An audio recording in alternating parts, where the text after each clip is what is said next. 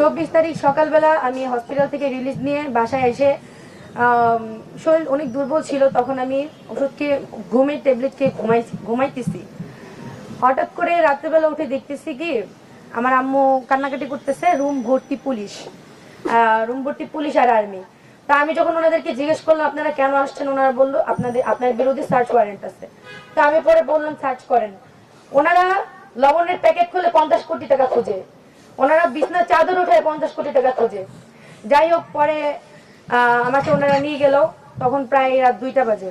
নিয়ে যাওয়ার পরে যখন থানায় আমাকে হস্তান্তর করা হলো, আমি টঙ্গী পূর্ব থানায় আমাকে নিয়ে যাওয়া হয়েছিল।